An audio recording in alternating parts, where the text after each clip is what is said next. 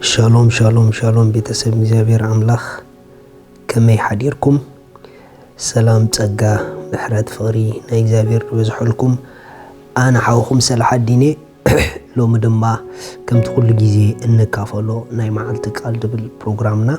ነዚ መዓልቲ ዝኸውን ናይ ህይወት ቃል ሒዝና መጺና ኣለና እግዚአብሔር ይባረኽ ሎሚ እንካፈሎ ቃል ፍቕሪ ብተግባር እምበር ብዘረባ ኣይኮነትን ዝብል ኢየሱስ ንዘለዓለም ጎይታ እዩ ፍቕሪ ብዘረባ ተገሊጻን ተፈሊጣን ኣይትፈልጥን ያ ፍቕሪ እትግለጽን እትፍለጥን እትረጋገጽን እትረአይን እትድምዕን እትሰርሕን ብዘረባ ዘይኮነ ብተግባር ያ ፍቕሪ ኩሉ ግዜ ርእሳ ብተግባር ያ ትገልጽ ስለዚ ፍቕሪ ካብ ዘረባ ሓሊፋ ኣብ ተግባር እንተደኣ በፂሕናላ ብትኽክል ንፍቕሪ ኣይንነብራን ኣለና ማለት እዩ መጽሓፍ ክዛረብ ከሎ ቀዳማይ ዮሐንስ ምዕራፍ 3 ጥቕስ 16 ክሳብ 18 ንሱ ንህይወቱ ኣብ ክንዳና ስለ ዘሕለፈ በዚ ንፍቕሪ ንፈልጣ ኣሎና ሪኹም ንናይ ኣምላኽ ፍቕሪ ዝፈለጥናያ I love you ስለ ዝበለና ይኮነን ኖ ንፍቕሩ ብግብሪ ዋጋ ስለ ዝኸፈለ ብህይወቱ ስለ ዝሓለፈ በታ ዝኸፈላ ዋጋ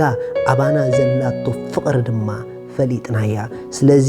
ኣምላኽ ንርእሱ ስለና ነታ ሓደ ወዱ ብምሕላፉ ንፍቕሩ በዝፍሊጡና ንሕና እውን ኣብ ክንዲ ሕዋትና ህይወትና ከነሕልፍ ይግበአና ኢሉ ግናኸ ዝኾነ ይኹን ጥሪት ዝዓለም እዚኣ ዘለዎ እሞ ሓዉ ተሸጊሩ ከሎ እናረኣዮስ ድንጋጹ ዘይዓጽወሉ ፍቕሪ ኣምላኽ ከመይላ ኣብኡ ትነብር ኣቱም ደቀይ ብግብርን ብሓቅን እምበር ብቓልን ብልሳንን ኣይትፋቐሩ ሪኹም እግዚአብሔር ኣምላኽ ብኣፍ ክንፋቐር ጥራሕ ኣይደልን እዩ ሓቀኛ ፍቕሪ ኣብ ኣፍን ግብርን ድበጽሐ እዩ ኣብ ኣፍ ጥራሕ ዘሎ ፍቕሪ እግዚአብሔር ኣይደልን እዩ ስለዚ ኣቱም ደቀይሉ ብግብርን ብሓቅን እምበር ብኣፍን ብልሳንን ኣይንፋቐር ብግብርን ብሓቅን እምበር ብኣፍን ብልሳንን ኣይንፋቐር ምኽንያቱ ኩሉ ግዜ ፍቕሪ ብምሃብ ርእሳ ትገልጽ ያ ፍቕሪ ትህቦ ነገር ኣለዋ ፍቕሪ ለዋህያ ለውሃት ሂባ ርእሳ ትገልጽ ያ ፍቕሪ ሓዳግያ ሕድገት ጌራ ርእሲ ትገልጽ ያ ፍቕሪ ዓቃልያ ዓቕል እንዳገበረት እንዳተበደለት ርእሳ ትገልጽ ያ ፍቕሪ ኣይትጀሃርን ያ ብዘይ ምጅሃር ርእሳ ትገልጽ ያ ሪኢኹም ኣሕዋት ፍቕሪ እትግለጸሉ መንገዲ ኣለዋ ፍቕሪ ኩሉ ግዜ ብተግባር ያ ርእሳ ትገልጽ እግዚአብሔር ኣምላኽ ከምቲ ንሱ ኣባና ዘለዎ ዓብ ፍቕሪ እታ ኣባና ዘላቶ ዓባይ ፍቕሪ ብኣፉ ዘይኮነ ብተግባር ወዱ ገሊጹ ዘፍለጠና ንሕና ድማ ንሕዋትና ኣብ ጎንና ንዘለዉ ኣብ ልዕሊኦም ዘላትና ፍቕሪ ብኣፍን ብልሳንን ዘይኮነ ካብ ልቢ ምንም ልግሚ ዘይብላ ፍቕሪ ኣብ ተግባርን ስጉምትን ድበጽሐት ንእግዚአብሔር ከነርእዮ ይጽበየና እዩ ገለገለ ፍቕሮም ካብ ኣፎም ዘይሓለፈ እዩ ልቦም ግን ኣይከም ኣፎምን እግዚአብሔር ምስክረይ ልብኻ ካብ ኣፍካ እንተ ዘይኮይኑ ኣብ ኣፍካ ዘሎ ቃል ትርጉም የብሉን ባዶ እዩ ምኽንያቱ